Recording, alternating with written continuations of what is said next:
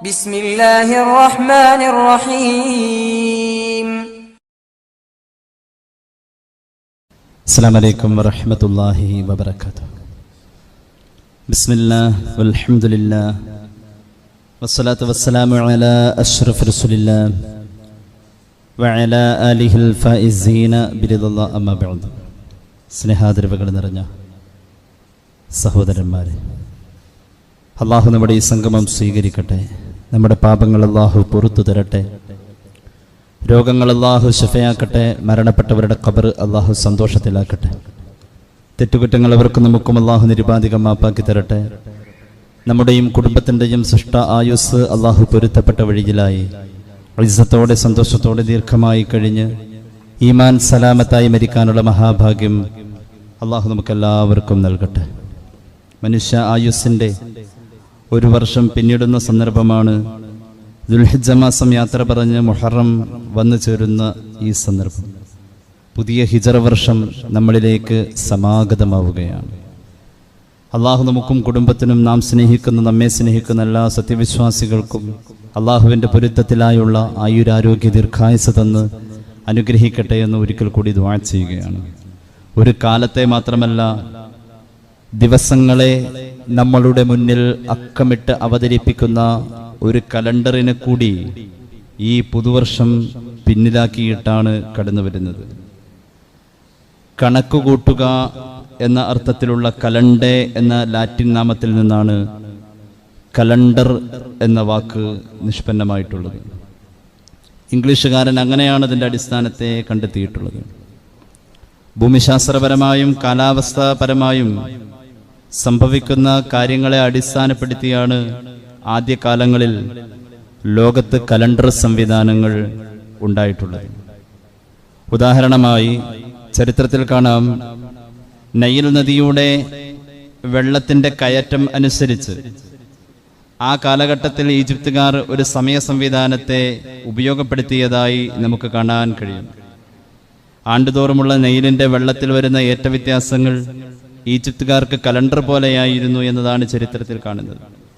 വാനശാസ്ത്രപരമായ മനുഷ്യൻ പുരോഗതിയിലേക്ക് എത്തിയപ്പോഴും അതുപോലെ തന്നെ ഭൂമിശാസ്ത്രപരമായ പഠനങ്ങൾ പുരോഗമിച്ചപ്പോഴും കലണ്ടർ സംവിധാനങ്ങൾ പല നിലക്ക് വ്യത്യാസപ്പെട്ട് പുതിയ അപ്ഡേഷനിലേക്ക് രൂപപ്പെടുകയുണ്ടായി. നാം ഇന്ന് കാണുന്ന കലണ്ടർ സംവിധാനത്തിൽ മിക്കവാറും ഗ്രിഗോറിയൻ കലണ്ടറിനെ അവലംബിക്കുന്ന, അതായത് ജാനുവരി കലണ്ടറിനെ അവലംബിക്കുന്ന ഒരവസ്ഥയാണ് കണ്ടുവരുന്നത്. ആകാശത്തിലെ ഗോളങ്ങളെ അടിസ്ഥാനപ്പെടുത്തി കലണ്ടർ സംവിധാനങ്ങൾ നിലവിൽ വന്ന് BC 45 ആദ്യമായി കലണ്ടർ വരുന്നു എന്നതാണ് ചരിത്രം പറയുന്നത്. വാനശാസ്ത്രജ്ഞനായിരുന്ന സോസിൻ ജിൻസിയുടെ ഉപദേശപ്രകാരം ജൂലിയസ് സീസർ ആണ് ജൂലിയൻ കലണ്ടർ സംവിധാനത്തിന് തുടക്കമിട്ടത്. അതായത് ഇന്ന് നാം കാണുന്ന ജാനുവരി കലണ്ടറിന്റെ പിതാവ് എന്നാണ് ആ കലണ്ടറിനെ കുറിച്ച് പറയപ്പെടുന്നത്. ധാരാളം അപാകതകൾ നിറഞ്ഞിട്ടുള്ള ഒരു കലണ്ടറായിരുന്നു പ്രസ്തുത കലണ്ടർ. ജൂലിയസ് സീസർ രൂപം കൊടുത്ത ജൂലിയൻ കലണ്ടർ, കലണ്ടറിന്റെ മുൻഗാമി എന്നാണ് അതിനെക്കുറിച്ച് പറയുന്നത്. അതിൽ 365 വർഷങ്ങൾ തന്നെ, 365 ദിവസങ്ങളാണ് ഒരു വർഷത്തെ സൂചിപ്പിക്കാൻ വേണ്ടിയിട്ട് ഉപയോഗിച്ചിരുന്നത്. മാത്രവുമല്ല, അധിവർഷം എന്ന് പറയുന്ന ഒരു സംവിധാനവും ആ കലണ്ടറിൽ കാണാറുണ്ടായിരുന്നു. അധിവർഷം എന്ന് പറഞ്ഞാൽ 4 വർഷം കൂടുമ്പോഴാണ് ഈ 365 കാൽ എന്നത്, കാൽ പൂർണ്ണമാവാൻ 4 വർഷം കാത്തിരിക്കേണ്ടി വരുന്നു എന്ന ഒരു സമയ സംവിധാനമാണ് ഒരു വർഷത്തെ ഈ ജൂലിയസ് കലണ്ടർ നമ്മുടെ മുന്നിൽ അവതരിപ്പിച്ചിരുന്നത്. പിന്നീട് അതിൻ്റെ പിൻഗാമിയായി ഗ്രിഗോറിയൻ കലണ്ടർ വന്നു. ആ ഗ്രിഗോറിയൻ കലണ്ടർ, ജാനുവരി കലണ്ടർ എന്ന ഗ്രിഗോറിയൻ കലണ്ടർ എല്ലാ സമുദായങ്ങളുടെയും എല്ലാ രാജ്യങ്ങളുടെയും ഇടയിൽ ജനകീയമായി മാറി എന്നുള്ളതാണ്. ജൂലിയൻ കലണ്ടറിനെ പരിഷ്കരിച്ചുകൊണ്ട് 1528 ഫെബ്രുവരി മാസം 24-ാം തീയതി 13-ാം മാർപ്പാപ്പയായിരുന്ന പോപ്പ് ഗ്രിഗറി ദാമൻ എന്ന മാർപ്പാപ്പയുടെ ഇടയകൽപ്പന അനുസരിച്ച് ആ കാലഘട്ടത്തിൽ, അതായത് 1528 ഈ ജാനുവരി കലണ്ടർ നിലവിൽ വരുന്നത്. അങ്ങനെ വന്നതിന് ശേഷം എല്ലാ രാജ്യങ്ങളും അത് അംഗീകരിച്ചില്ല എന്നുള്ളതാണ്. ഒരു കലണ്ടറിൻ്റെ ചരിത്രപരമായ അന്വേഷണങ്ങളിൽ അതിൻ്റെ പിന്നിലൊരു ത്യാഗം കാണണമെന്നുള്ളതാണ്. ഏതായാലും ജാനുവരി കലണ്ടറിന്റെ പിന്നിൽ അങ്ങനെ ഒരു ത്യാഗം ചരിത്രത്തിൽ റിപ്പോർട്ട് ചെയ്യപ്പെടുന്നതായി കാണുന്നില്ല. ഒരുപാട് അപാകതകൾ ജാനുവരി കലണ്ടറിൽ ഉണ്ട് എന്നും ചരിത്ര പഠനങ്ങൾ നമ്മുടെ മുന്നിൽ വ്യക്തമാക്കുന്നുണ്ട്. ഞാൻ എന്തിനാണിത് പറയുന്നത്? ഒരു ഹിജറ വർഷം നമ്മോട് യാത്ര പറഞ്ഞ് പുതിയൊരു ഹിജറ വർഷം നമ്മിലേക്ക് വരുമ്പോൾ ഒരു വർഷം എന്ന അടിസ്ഥാനത്തിൽ ഹിജറ വർഷത്തെ നമ്മൾ പരിഗണിക്കുക, അല്ലെങ്കിൽ മാസങ്ങളെ പരിഗണിക്കുക, ഹിജറ വർഷ കലണ്ടർ അനുസരിച്ച് നമ്മുടെ കാര്യങ്ങളെ തീരുമാനിക്കുക എന്നതിൽ ഓരോ വർഷങ്ങൾ ചെല്ലുന്തോറും മുസ്ലിം സമൂഹം പിന്നോട്ട് പോകുന്നു എന്നുള്ളതാണ്. ഹിജറ വർഷ കലണ്ടർ അങ്ങനെ അസ്തമിച്ചു പോകുന്നതല്ല, എന്നാൽ പോലും നമ്മുടെ ജീവിതത്തിൽ എവിടെയൊക്കെയോ അതിനൊരു മങ്ങൽ സംഭവിക്കുന്നുണ്ട്.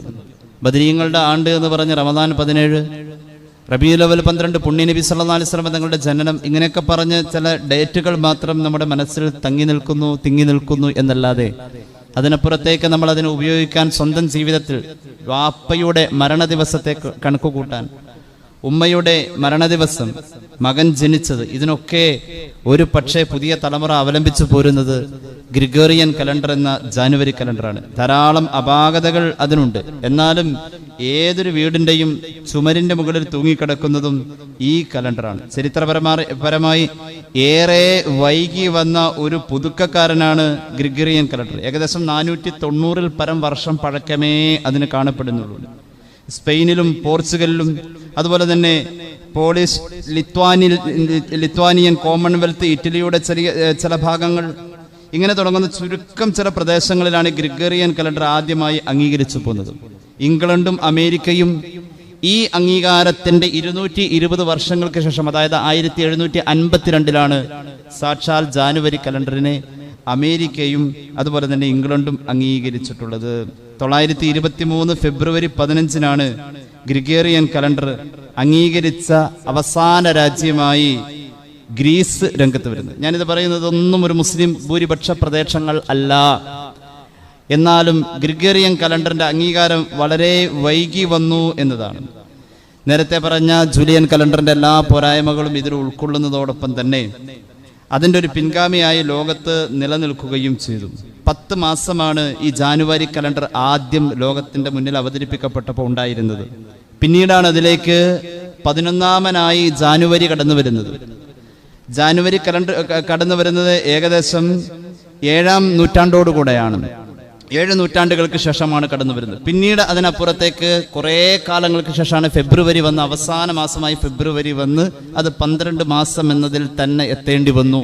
12 മാസം ഉണ്ടാവാതെ ഒരു കലണ്ടറിന് നിലനിൽക്കാൻ കഴിയില്ല. 10 മാസം എന്നതിൽ നിന്നും ഗ്രിഗോറിയൻ കലണ്ടർ അപ്ഡേറ്റായി 12 മാസം എന്നതിലേക്ക് വന്ന ഒരു കലണ്ടറിന്റെ കോലത്തിലെത്തിയിട്ട് ഏതാനും ചുരുക്കം ചില നൂറ്റാണ്ടുകൾ മാത്രമേ ആയിട്ടുള്ളൂ. പക്ഷെ അതിന് ഇത്ര കണ്ട് പ്രചാരം ലോകത്തുണ്ടായിട്ടുണ്ട്. ഒരുപാട് നമ്മളും ഏറ്റെടുത്തിട്ടുണ്ട്. വ്യക്തിപരമായ ജീവിതത്തിൽ ഒരു ഹിജ്റയുടെ സ്പർശം നമ്മുടെ മനസ്സിൽ വേദനയോടുകൂടെ ഉണ്ടാവാൻ, ആ ഹിജ്റയുടെ ത്യാഗങ്ങളെ ഓർക്കാൻ ഒരു ഹിജ്റ കലണ്ടറിനെ നമ്മൾ ഉപയോഗിച്ചേ പറ്റൂ. അതൊരു വിശ്വാസിയുടെ ബാധ്യതയാണ്. കാരണം ഈ 2 അവലംബങ്ങളെയും കൃത്യമായി തന്നെ ഖുർആൻ പറയുന്നുണ്ട്. ഒരു ഹിജ്റ കലണ്ടറിന്റെ അവലംബത്തെയും ഹിജ്റ കലണ്ടർ അല്ലാത്ത ശംസിയായ കലണ്ടറിന്റെയും അവലംബത്തെ ഖുർആൻ പറയുന്നുണ്ട്.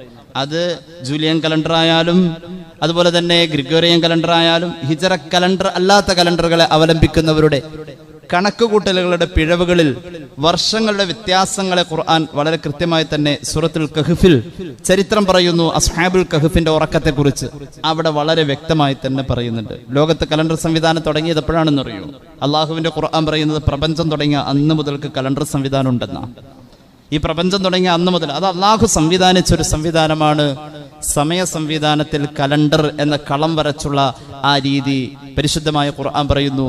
അഊദു ബില്ലാഹി മിനശ് ശൈത്വാനിർ റജീം. ഇന്ന ഇദ്ദത്തശ് ശുഹൂരി ഇൻദല്ലാഹി 12 ശഹ്റൻ ഫീ കിതാബില്ലാഹ് യൗമ ഖലഖസ് സമാവാതി വൽ അർദ് മിൻഹാ അർബഅത്തുൻ ഹുറും ദാലികദ്ദീനുൽ ഖയ്യിം. അല്ലാഹു പറയുന്നു, ഈ പ്രപഞ്ചം പടച്ച അന്ന് മുതൽക്ക് ഒരു വർഷം 12 മാസം എന്ന രീതിയിലാണ് അള്ളാഹു സമയത്തെ സംവിധാനിച്ചിട്ടുള്ളത്. യൗമ ഖലഖസ് സമാവാതി വൽ അർദ് മിൻഹാ അർബഅത്തുൻ ഹുറും. അതിൽ 4 പവിത്രമാണ്. ആ 4 മാസം യഥാക്രമം ദുൽഖഅദ, ദുൽഹിജ്ജ, മുഹറം, പിന്നെ റജബ്. മഹാനായ സയ്യിദന ഉമർ ഇബ്നുൽ ഖത്താബ് റളിയല്ലാഹു അൻഹു ആണ് മുഹറമിനെ തുടക്കം കുറിച്ച് ഒരു വർഷത്തിന്റെ ആദ്യ മാസമായി മുഹറമിൽ തുടങ്ങി സയ്യിദന ഉമർ റളിയല്ലാഹു അൻഹു അതിന്റെ കൃത്യമായ കളം രൂപീകരിച്ചത് എന്ന് മഹാന്മാർ രേഖപ്പെടുത്തുന്നതായി കാണാം.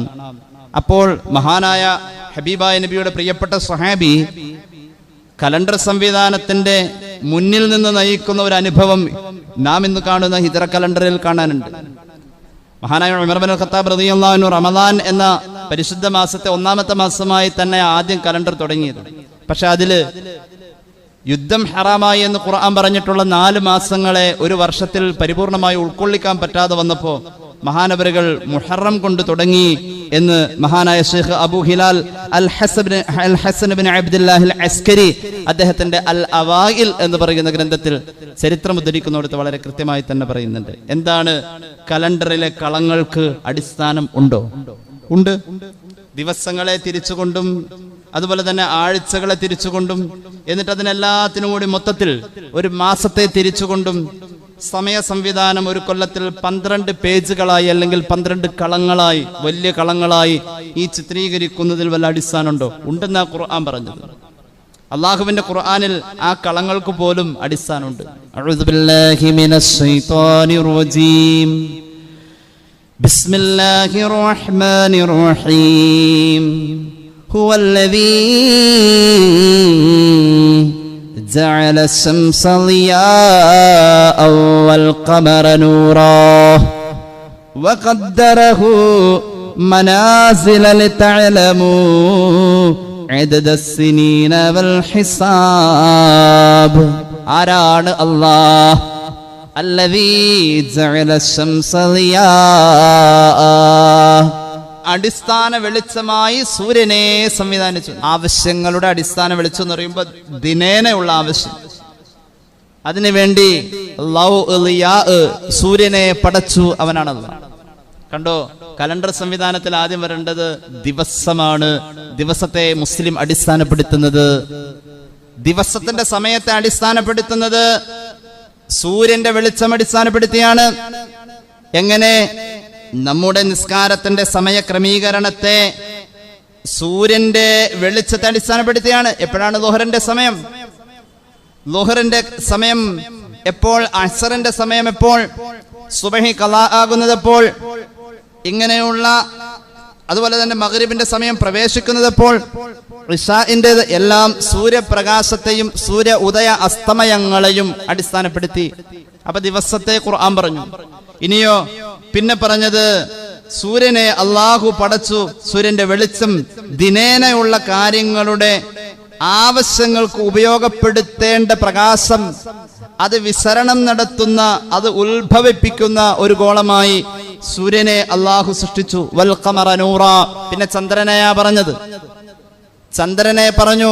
അത് മാസത്തിലാണ് ചന്ദ്രന്റെ പിറവിയും ചന്ദ്രോദയത്തിന്റെ കാര്യങ്ങളൊക്കെ ഒരു മാസത്തെ അടിസ്ഥാനപ്പെടുത്തിയ മനുഷ്യൻ പരിഗണിക്കാം. അപ്പോൾ ദിവസം കഴിഞ്ഞ് മാസം. പിന്നെ പറഞ്ഞത് ചന്ദ്രന്റെ ഭ്രമണ പരിക്രമണത്തെ കുറിച്ചാണ്. വൽ ഖമറ നൂറൻ വഖദ്ദറഹു മനാസില. ചന്ദ്രന്റെ ഭ്രമണ പരിക്രമണങ്ങൾ, അതിനുവേണ്ടി ചന്ദ്രൻ ഉപയോഗിക്കുന്ന സഞ്ചാരപഥങ്ങൾ, അതാണ് പിന്നെ ആയത്തിൽ പറഞ്ഞത്. അതിൽ നിന്നും കാലാവസ്ഥാ വ്യതിയാനങ്ങളെ കുറിച്ചാണ് പറഞ്ഞത്. എന്തിനാണ് ഇങ്ങനെ അള്ളാഹു സമയ സംവിധാനത്തെ നിങ്ങളുടെ മുന്നിൽ സൂര്യ ചന്ദ്രനെ അല്ലെങ്കിൽ മറ്റു നക്ഷത്രങ്ങളെ കണക്കാക്കി സംവിധാനിച്ചതെന്നറിയുമോ? ലിതഅലമു അദദസ്സിനീൻ, വർഷങ്ങളുടെ എണ്ണം എടുക്കാൻ വേണ്ടി. ദിവസം, മാസം, പിന്നെ വർഷം.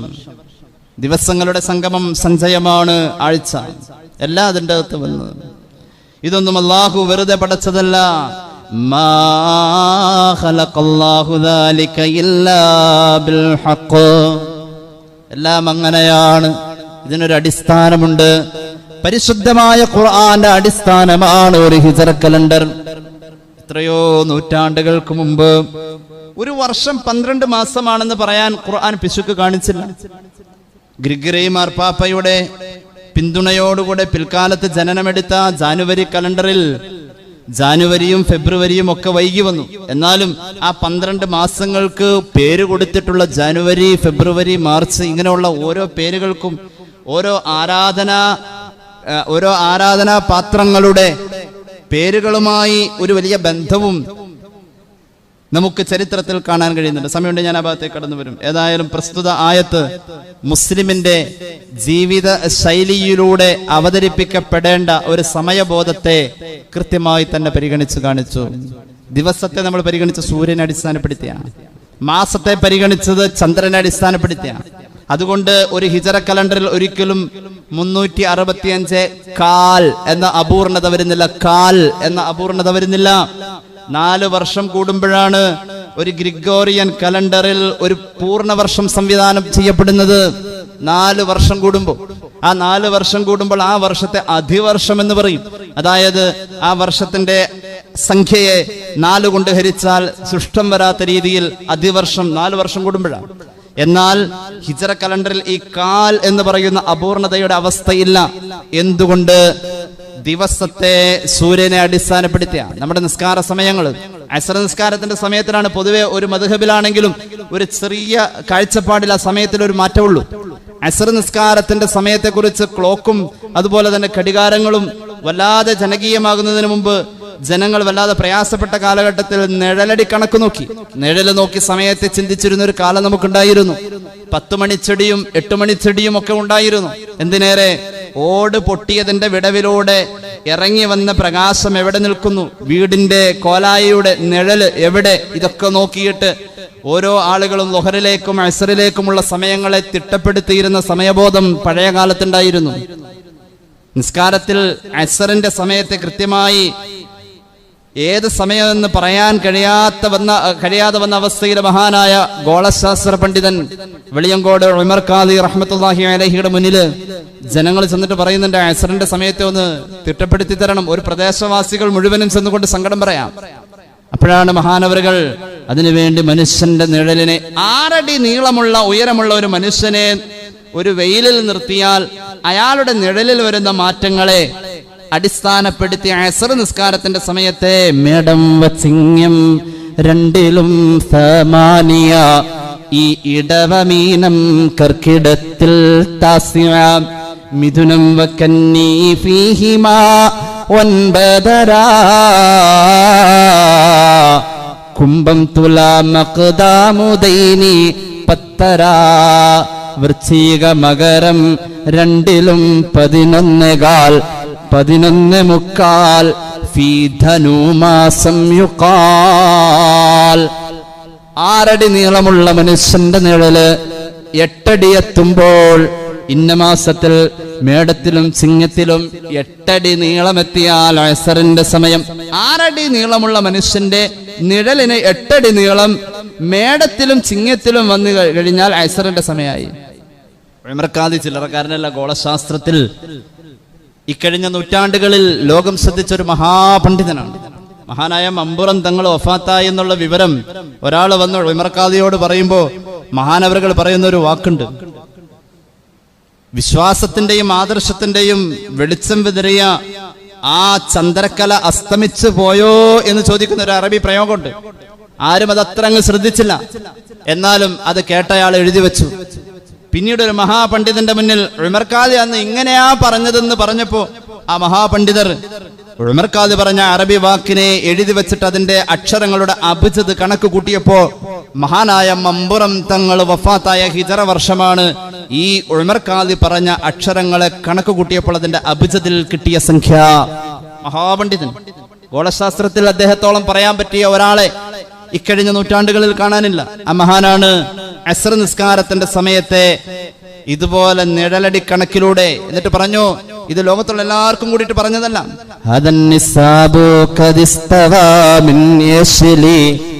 ഇത് ഏഴിമല മുതലാണ്.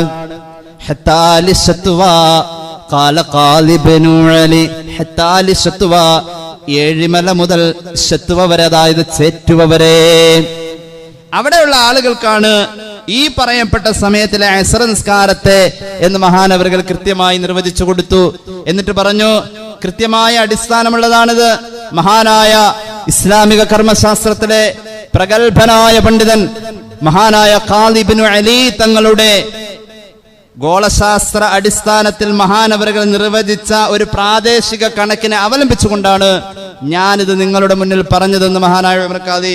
അപ്പോൾ ഞാൻ പറഞ്ഞു വന്നത്, ഒരു ദിവസത്തെ സൂര്യനെയും മാസത്തെ ചന്ദ്രനെയും പരിഗണിച്ചുകൊണ്ട് ഹിജറ കലണ്ടർ നമ്മുടെ മുന്നിൽ വലിയ ഒരു സന്ദേശം, സമയം പാഴല്ല എന്ന ഒരു വലിയ ധ്വനി, സമയത്തിന്റെ പ്രാധാന്യം, അതിന്റെ സത്യസന്ധമായ അവസ്ഥയെ നമ്മുടെ മുന്നിൽ അവതരിപ്പിക്കുന്നുണ്ട്. ഇനി നോക്കിക്കോളൂ, ഖുർആൻ പറഞ്ഞത് എന്താ?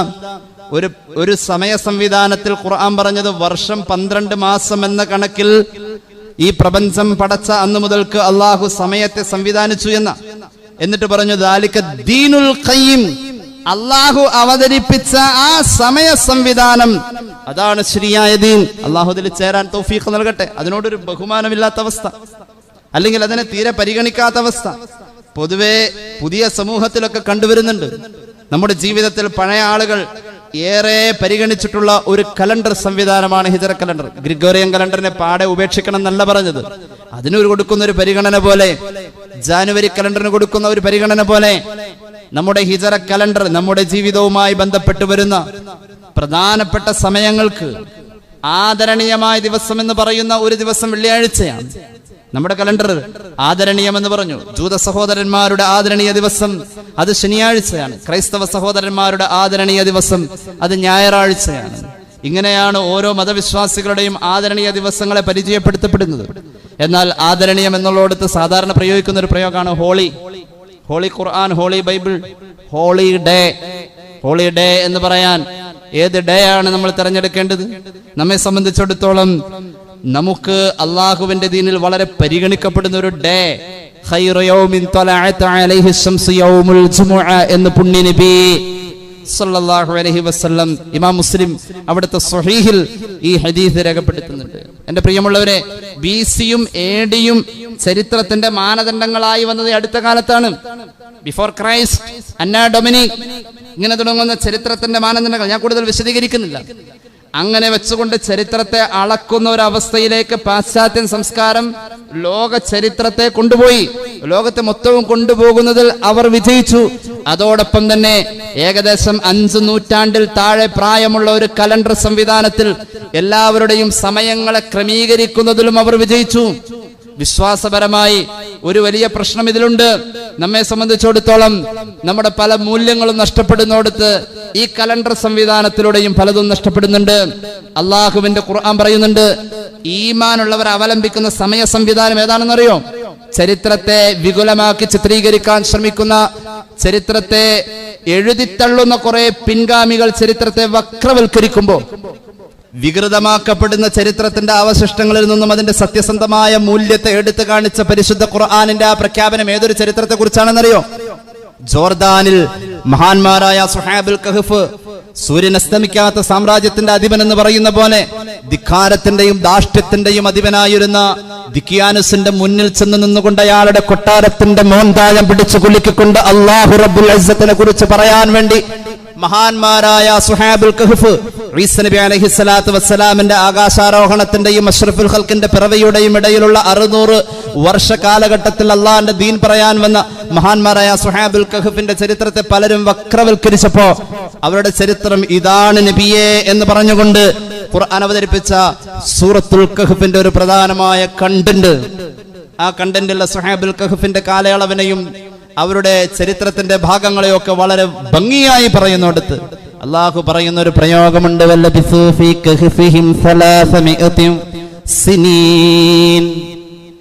അസ്ഹാബുൽ കഹ്ഫ് ജോർദാനിലെ ആ ഗുഹയിൽ അത്ഭുതത്തിന്റെ ഉറക്കം. അവർ ഉറങ്ങിയത് 300 വർഷം എന്ന് പറയുന്നവരുണ്ട് നബിയെ.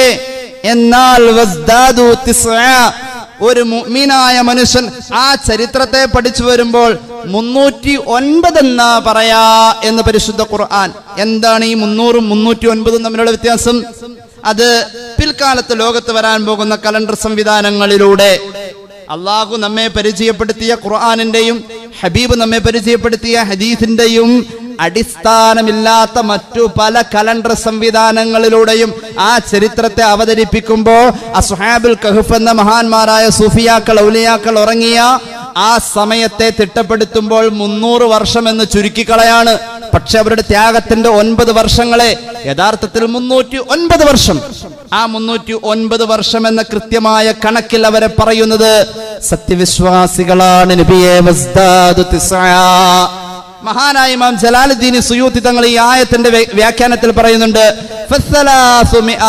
300 കൊല്ലം എന്ന് പറഞ്ഞത് ഹിജറ കലണ്ടർ അല്ലാത്ത സംവിധാനത്തിലൂടെ കണക്ക് കൂട്ടുമ്പോഴും, എന്നാൽ സത്യവിശ്വാസി പറയുന്ന ആ ചരിത്രത്തിന്റെ ഭാഗം 309 എന്ന് പറയുന്നത്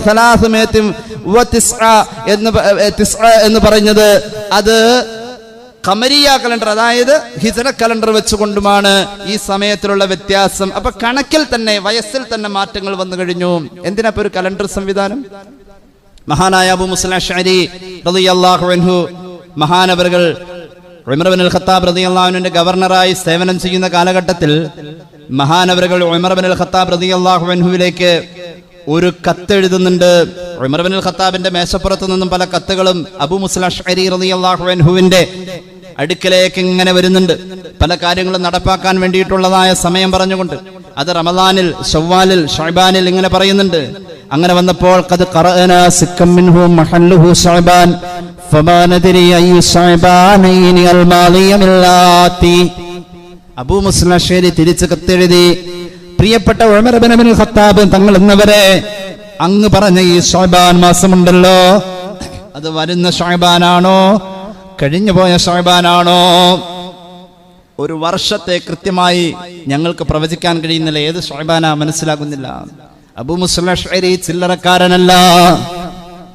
അല്ലാഹുവിന്റെ ഹബീബ് പറഞ്ഞ മഹാന്മാരായ സ്വഹാബി പണ്ഡിതരിൽ പ്രമുഖനും അല്ലാഹുവിന്റെ ഖുർആനിനെ വശ്യമനോഹരമായ ശബ്ദിക മിശ്രണത്താൽ പാരായണം ചെയ്യുന്ന മഹാനായ അത്ഭുതത്തിന്റെ പ്രതീകമായ സ്വഹാബി, വലിയ വിവരമുള്ള സ്വഹാബി ഉമർ ഇബ്നുൽ ഖത്താബിനെ ഓർമ്മപ്പെടുത്തി ഒരു കലണ്ടർ സംവിധാനം നിർബന്ധമായിട്ടും വേണം. ഉമർ ഇബ്നുൽ ഖത്താബ് റളിയല്ലാഹു അൻഹു അതിനെക്കുറിച്ച് ആലോചിച്ച് മഹാനവറുകൾ ആദ്യം തുടക്കം റമദാൻ 1-ാമത്തെ മാസം എന്ന് തുടങ്ങി. മഹാനായ ഉമർ ഇബ്നുൽ ഖത്താബ് ശഅബാൻ അവസാനത്തെ മാസമായി നിശ്ചയിച്ചുകൊണ്ട് ഒരു കലണ്ടർ ആദ്യം ഒന്ന് കളം വരച്ചു നോക്കി. എന്റെ വക പറഞ്ഞതല്ല. ചരിത്ര പണ്ഡിതനായ ശൈഖ് അബു ഹിലാൽ അൽ ഹസൻ ഇബ്നു അബ്ദില്ലാഹ് അൽ അസ്കരി അദ്ദേഹത്തിന്റെ അൽ അവാഇൽ എന്ന കിതാബിൽ വളരെ കൃത്യമായി തന്നെ പറയുന്നുണ്ട്.